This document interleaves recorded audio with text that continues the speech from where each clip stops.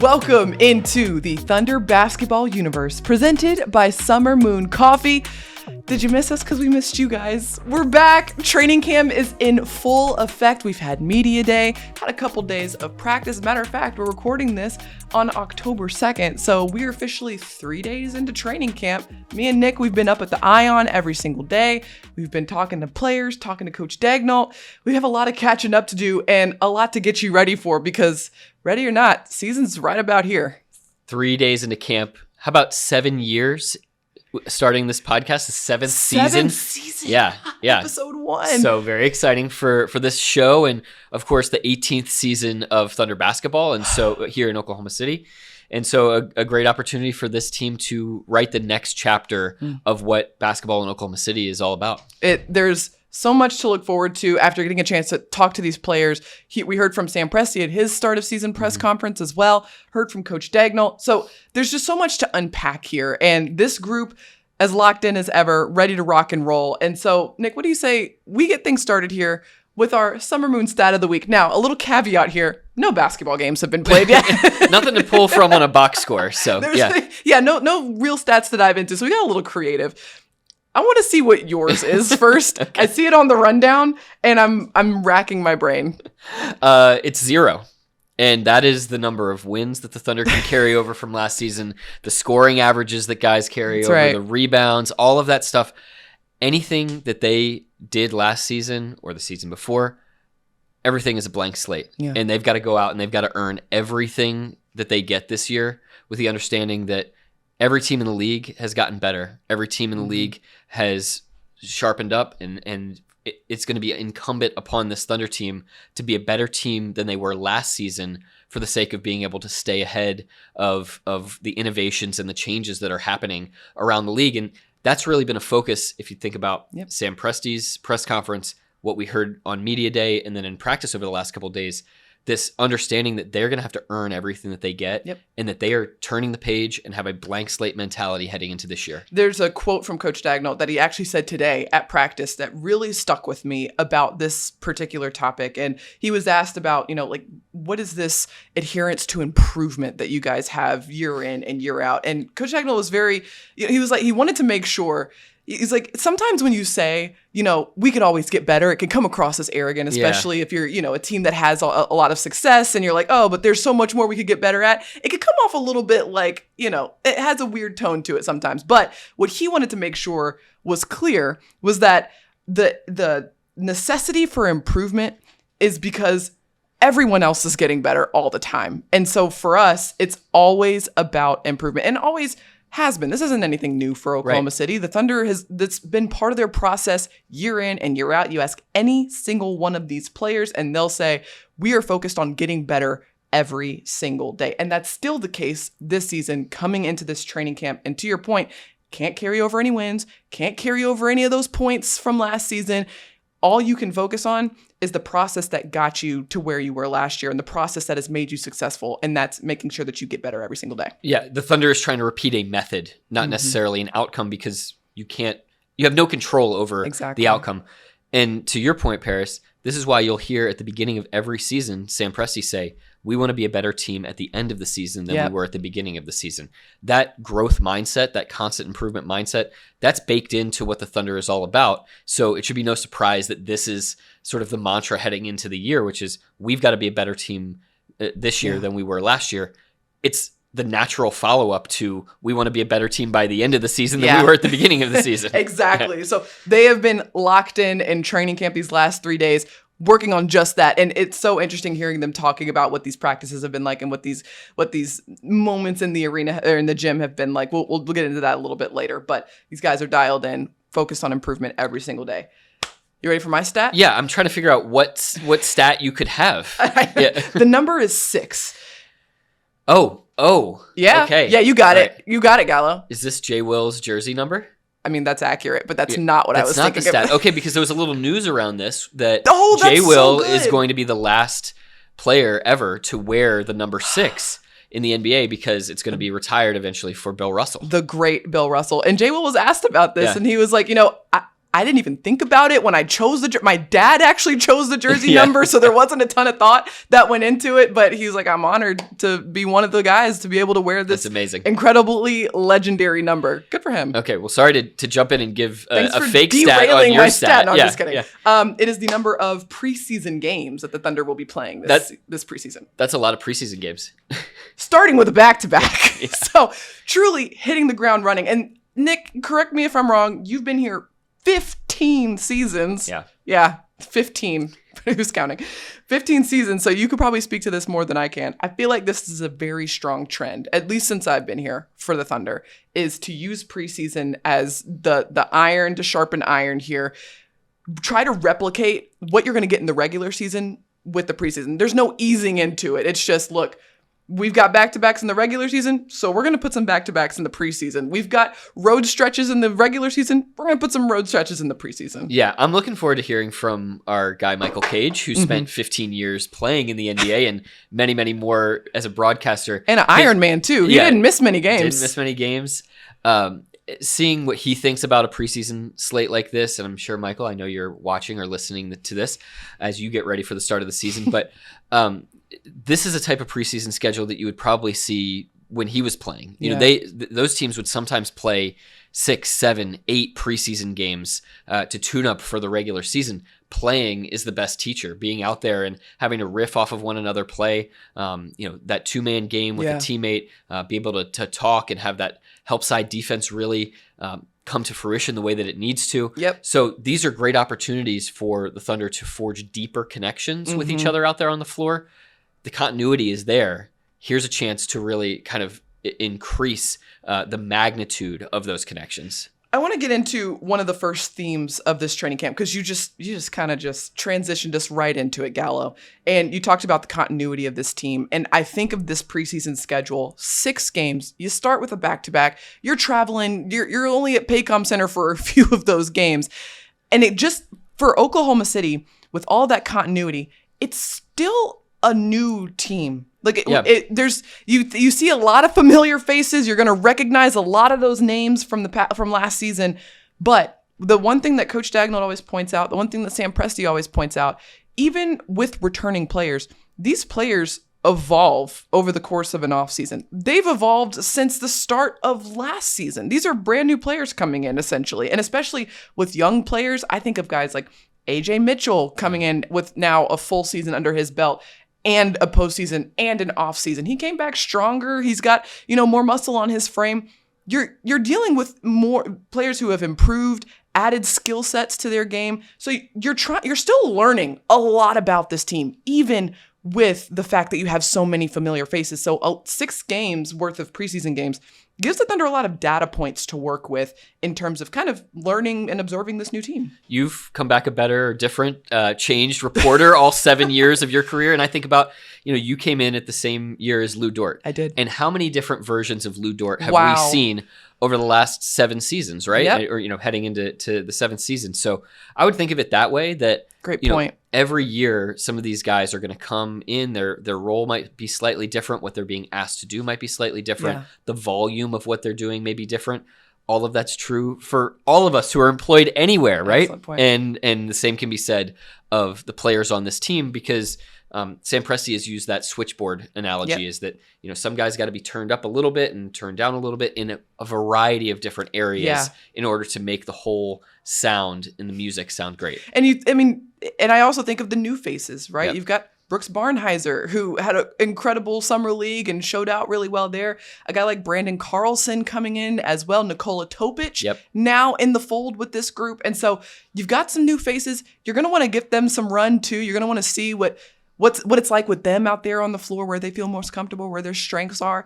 And that's going to take some time. And the Thunder, what we've learned over the course of every single season, it's not just specific to this year. They come in every year so open-minded. No preconceived ideas of what the team's going to be, what it's going to look like, what the rotation's going to be, the lineups, who's doing what, roles, obligations, none of that. They let the game on the floor inform them what they need to do. And that's what we've heard from Coach Daigneault over these last few days.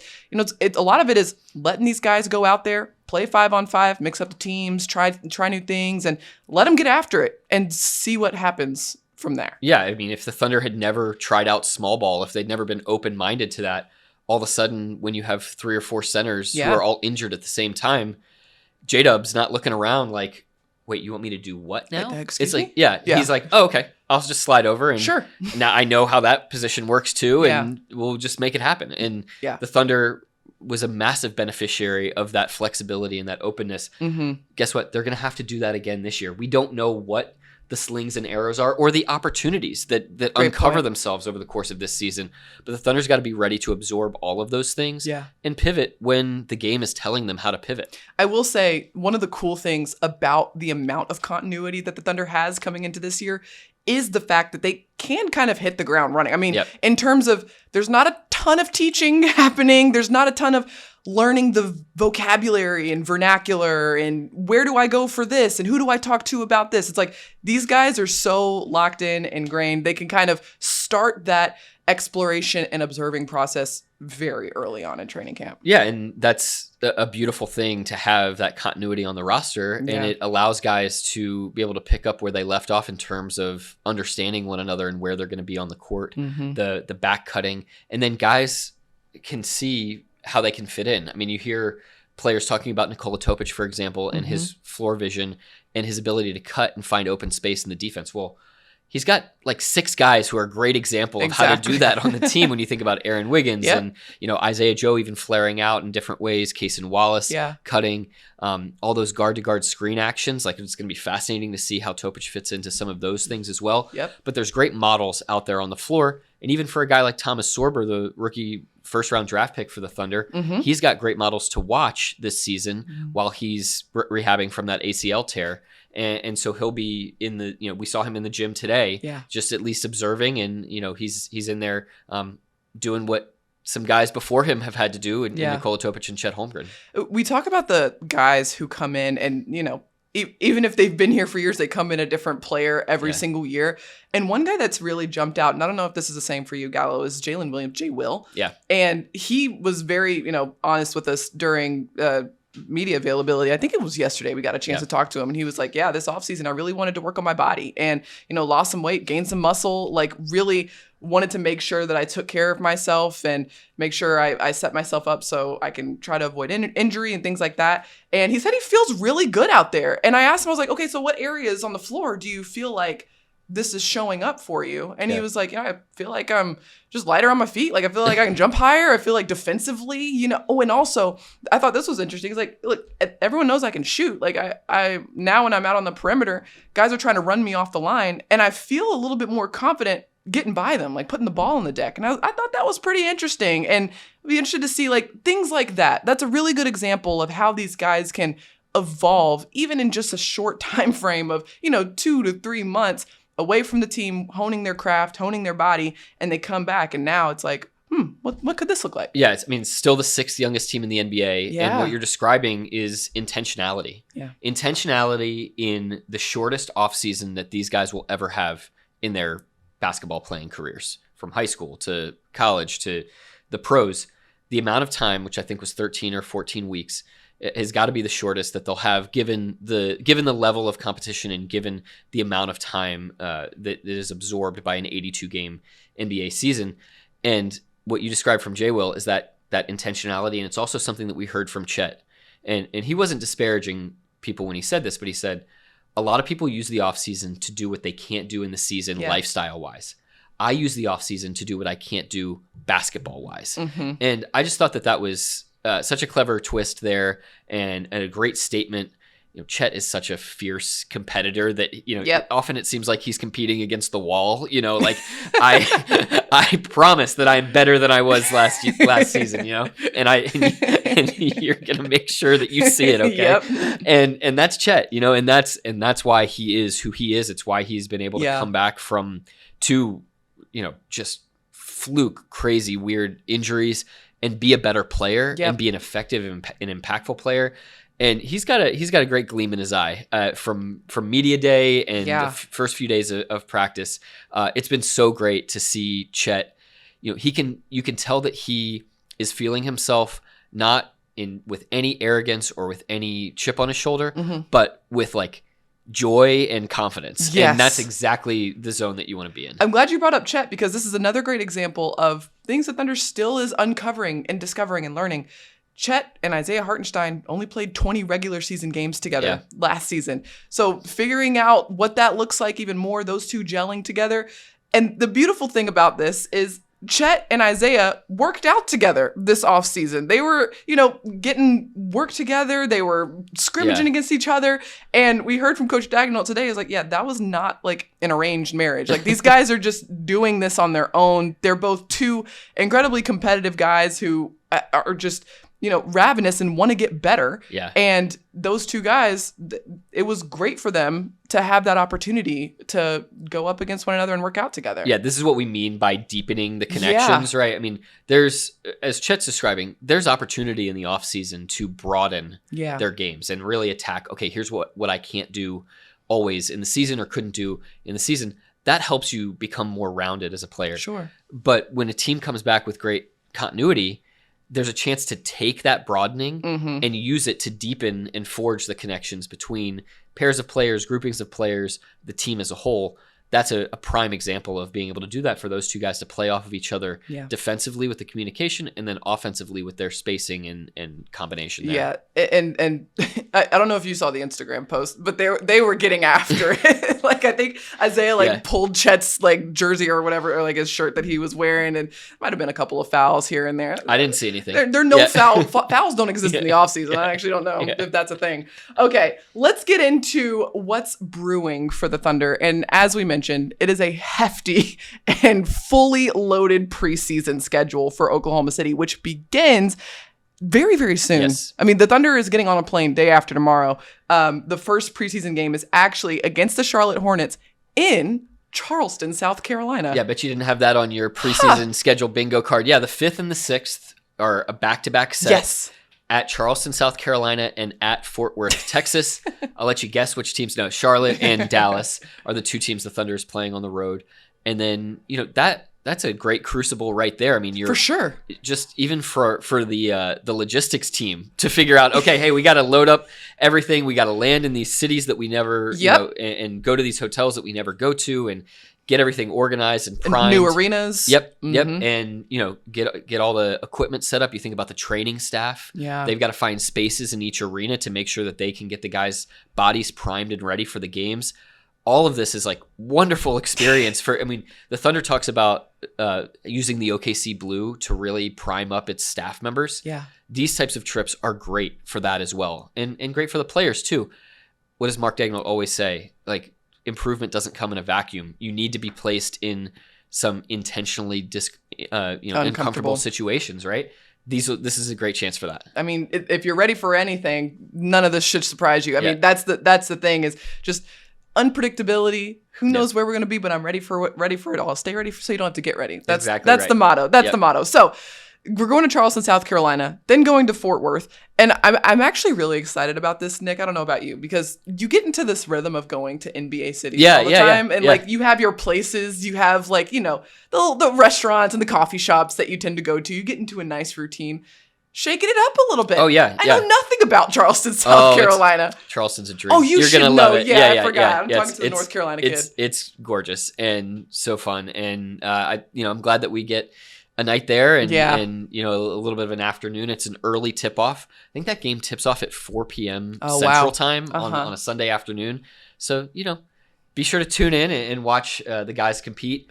And they're actually going to turn around. They're going to play Charlotte at home. That's right. After this back-to-back set for the first home preseason game of the slate, and that's on October 9th. Yeah, so there's a stacked schedule. We mentioned the Indiana game, the Charlotte game. Then the Thunder heads back out for a road trip, going to Indiana on October 11th, and then to Milwaukee on October 14th, before rounding things out on October 17th at home against the Denver Nuggets. So, like we mentioned, a little bit of everything. And for Oklahoma City, if you get through once you get through that 6-game preseason schedule, there's no way that you don't feel just, you know what? Yeah. I'm ready to rock and roll. Bring on game one. It's cool. You get that last preseason game against Denver, a team that you played against in the playoffs. Mm-hmm. And, who knows who or what players are going to be playing in that game, but kind of an interesting tune-up.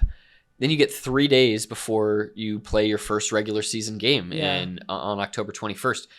That's not exactly a regular season cadence to get that 3-day break, but it's pretty close in terms of time. And so very cool to be able to get that final tune-up, final primer, and then have a weekend and then get into action on that Tuesday to start the regular season. You know who else this is good for, Nick? Me and you. And Chris and Mike. Yeah, we're going to get lots of tune-ups and reps too. 4 of those 6 preseason games are going to be aired on FanDuel Sports Network, so be sure to tune in. Me, Nick, Chris, Mike, we got you covered. And also shout out to our producer, Steve Melton. Our director, Eric Date. Everyone's working hard right now, getting ready for this preseason stretch, and I'm going to need all 4 of those games to get ready for the regular season. Yeah, and we already got our stats notes from our guy Chris Josephson. Oh, he's so locked in. Already locked in. Just one other note, that game in Charleston, that's going to be on the Thunder app. That'll be streamed. It'll be kind of a different broadcast than what you're maybe used to, but it's going to be fun. It'll be really cool. A bunch of us will be involved, and so that'll be cool. And then that game at Milwaukee, Paris, mentioned that there's 4 broadcasts of the 6. That's actually a national TV exclusive on Peacock. That's right. So pretty special. I can't remember many national TV exclusives. I was racking my brain. So, I can't think of one singular example of that. And of course, a new look there in Milwaukee as well. That's right.